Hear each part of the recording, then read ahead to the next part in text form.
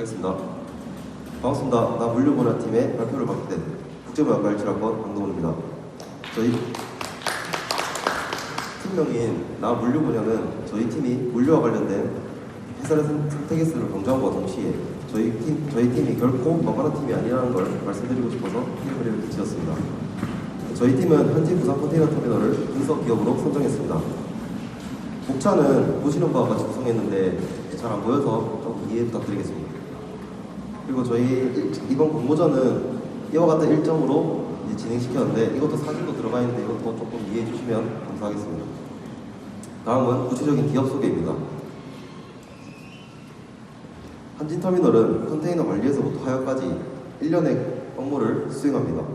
보시는 그림과 같이 한데 모여있는 컨테이너들을 YT가 운반하면 크레인이 선박에 선적하는 과정으로 진행됩니다. 한진터미널은 타 터미널과 달리 YT에 적용되는 풀링 기법을 사용해 대기시간을 감축하고 주행시간을 감소시켜 효율적으로 YT를 운용하고 있습니다. 또 스마트 물류 트렌드에 맞춰 차량의 위치를 실시간으로 추적하는 시스템을 구축하기 위해 이중문 형태의 RFID 구조물을 설치했습니다. 이를 통해 컨테이너 흐름을 한눈에 볼 수 있기 때문에 생산성이 크게 향상됩니다. 이 영상은 실제로 선박에서 하역하는 장면을 넣은 것입니다.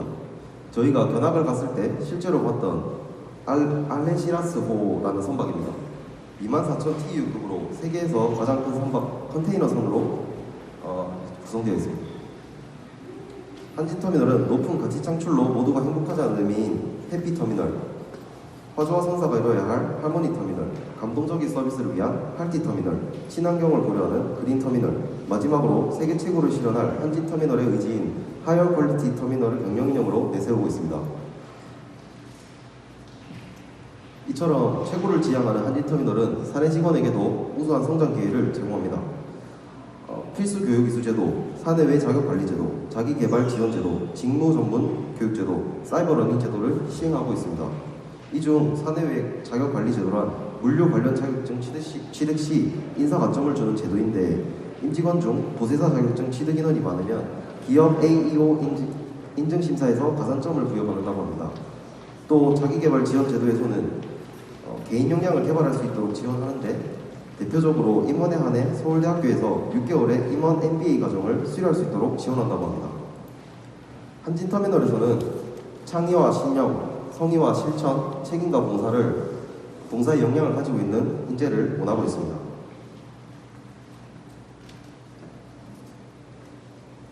채용 절차는 밑에 보시는 바와 같이 진행되고 있는데 특히 임원 면접이 있는데 여기 임원 면접에서는 영어 면접, 시사 면접, 인성 면접으로 이루어져 있습니다. 임원 면접의 사례로는 삼국지에서 존경하는 인물을 나의 삶과 빗대어 설명해보라는 질문도 있었고 갑자기 영어로 질문하는 경우도 더러 있다고 합니다. 또 영어 자기소개서는 필수로 준비해가야 한다고 합니다.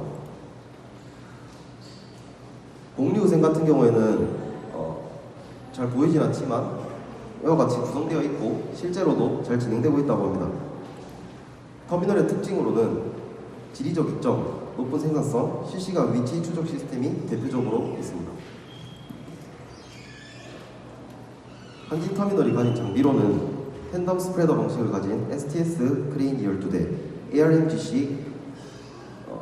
ARMGC가 42대가 있고 라싱 플래카가 있는데 이것은 본선 작업 전후 암벽에서 콘 탈부착의 효율성을 높일 수 있는 한진터미널의 특허품입니다. 다음 기업 선정 이유에 대해서 말씀드리겠습니다. 첫 번째로 한진해운의 파산이 저희 관심을 이끌었습니다. 한진해운의 파산 때문에 주 고객을 잃은 한진터미널이 아직도 건재한 이유에 대해서 궁금해졌습니다. 또 최근 물류비 절감과 고객 서비스 증대를 위한 스마트 물류로의 전환이 이루어지고 있습니다. 정부에서도 스마트 항만 물류 시스템을 구축하기 위해 투자할 계획으로 보여집니다. 이에 발맞춰 가기 위한 한진의 비전 2025가 저희의 관심을 이끌었습니다. 마지막으로 코로나의 안정화에 따라 보복 소비 현상과 동시에 물류 병목 현상 등은 컨테이너 운임을 상승시켰고 이후 항만이 안정되고 물가 상승에 따른 구매력 저하 등으로 인해 운임이 급변했습니다. 단기간에 일어난 운임의 급변이 컨테이너를 관리하는 기업에 대한 궁금증을 불러일으켰습니다. 기업 산업 분석은 다음 발표자에게 넘기겠습니다. 네, 이어서 재무파트의 발표를 진행하게 된 이종보입니다. 다음은 한진그룹의 재무제표 부분입니다. 한진그룹의 재무제표 부분은 크게 두 가지를 집중적으로 살펴볼 필요가 있습니다. 첫 번째는 한진그룹의 현금 흐름표 부분에서 전기 14기에서 단기 15기 부분에 투자활동 현금 흐름 부분이 각각 18억에서 435억으로 급격하게 증가한 바 있습니다. 이 부분은 실무자 인터뷰를 통해 한진터미널이 보유 중인 크레인을 담보로 빌린 차입금으로서 약 2020년도에서 2021년도 이 코로나 시기 이후 예상되는 물류량의 증가에 대비하여 항만 기계장치 및 비품에 대한 투자를 전폭적으로 늘리면서 발생된 회계 처리로 파악되었습니다. 두 번째의 경우는 부채 비율로서 2020년도 대비 2021년도의 순이익이 약 39% 증가했음에도 불구하고 부채에 대한 이자 비용이 전체에 대비해 약 56% 정도로 높은 비중을 차지하는 것으로 조사되었습니다. 이 부분의 원인은 경쟁사인 부산신항만 공사의 경우 전기 및 단기에 대체로 일정한 약 10%의 부채 비율을 유지하는 반면 한진 컨테이너 터미널의 경우 상대적인 부채 적정 비율인 100%에서 200%를 초과한 것이 주 원인으로 보여집니다. 이러한 현상이 앞으로 지속될 경우 장기적인 관점에서 영업이익 감소 시 순이익이 급격히 하락할 리스크로 작용할 가능성이 있어 주의가 요구됩니다. 이어질 내용은 다음 발표자가 진행하도록 하겠습니다. 이어서 발표하게 된 이치훈입니다. 한진터미널을 수학 분석을 통해 살펴보겠습니다. 먼저 강점으로는 LG U+, 그리고 부산 화물노조와의 협업을 통해 스마트 물류를 국내 항만 최초로 이뤄냈다는 점입니다. 다음으로 경쟁 터미널 대비 가장 높은 생산성을 갖고 있고 ESG 경영을 통한 기업 이미지 향상에 노력한다는 점입니다. 약점에는 자사의 선사인 한진해운이 파산함에 따라 터미널의 안정적인 수요가 줄어들었고 한진터미널 내의 노동조합의 힘이 강해서 노사 간의 잦은 갈등을 유발할 수 있습니다. 기회로는 한진터미널은 시장 중 가장 깊은 수심을 갖고 있어 선박 대형화 추세는 좋은 기회로 작용할 것입니다. 또한 정부에서 무역금융에 대한 투자를 확대한다고 발표해 이에 따라 늘어나는 물동량은 터미널에게 좋은 기회라고 생각합니다. 위험 요소에는 서컨테이너 터미널이 완공됨에 따라 기존 터미널에서 확보하던 컨테이너 물량이 줄어들 수 있다는 점과 글로벌 이슈에 민감하다는 점입니다. 다음 파이퍼스 모델입니다. 한진터미널에는 총 3개의 노조로 인한 노동자의 협상력이 높기 때문에 공급자의 위협이 높게 나타나고 또한 선사의 니즈 충족을 위한 다른 터미널과의 경쟁이 심하기 때문에 구매자의 위협도 높은 것으로 파악됩니다. 하지만 해상 운송이 수출입의 대부분을 차지하기 때문에 항만 터미널을 대체할 수 있는 산업은 낮다고 보여지고 높은 초기 비용과 규모의 경제를 요구하는 산업인 만큼 신규 진입자의 위협 또한 낮은 것으로 판단됩니다. 마지막으로 항만 내 기업 간 규모가 비슷하며 독점적인 지배자가 존재하지 않는 경쟁이 치열한 상태로 파악되기 때문에 산업 내 경쟁 강도는 높다고 판단됩니다. 다음으로 시사점에 대해 말씀드리겠습니다. 정부가 수출 기업에 대한 투자 규모를 확대하면서 수출 활성화로 인해 늘어나는 물동량에 따라 한진터미널의 성장을 기대할 수 있습니다. LG U+와 부산 화물노조와의 협업을 통한 디지털 기술이 근로자의 안정성 및 작업 생산성을 향상시킬 것으로 예상됩니다. 실제로 우리나라 항만업계 최초로 노사공동 ESG 경영을 선포했고 AMP 시스템을 도입하여 대기오염을 최소화하는 차별점도 있습니다. 이를 통해 회사의 브랜드 가치를 재도약시킬 수 있을 것으로 예상됩니다.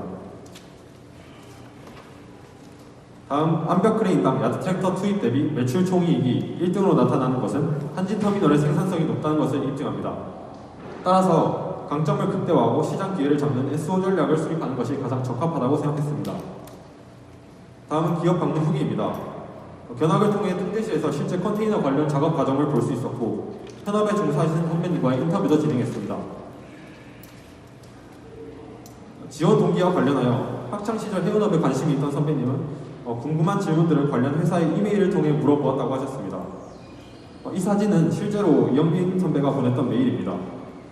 이처럼 선배님께서는 학생이라는 무기를 가지고 대담하게 돌진하는 방법이 자신만의 취업 전략이라고 하였습니다.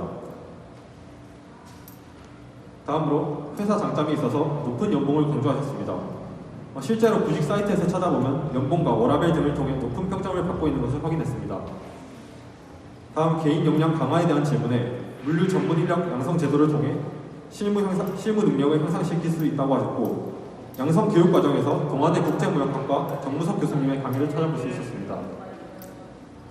다음으로 기업의 차별화된 복지에 대해 한진의 계열사인 대한항공의 기내식 생수를 직원들에게 매달 지원하는 제도가 있다는 것이 매우 흥미롭게 다가왔습니다. 마지막으로 중요한 스펙에 대한 질문에 취업에 있어서 보세사 자격증이 큰 역할을 했고 물류업에 관심이 있다면 보세사 취득을 적극 추천하였습니다. 또 관련 학과가 아닌 학생들도 개인의 역량만 갖춰진다면 충분히 지원하고 가능하다고 하셨습니다. 네, 이상 선배님께서 취업을 앞둔 후배들에게 전하는 영상을 끝으로 발표를 마치겠습니다.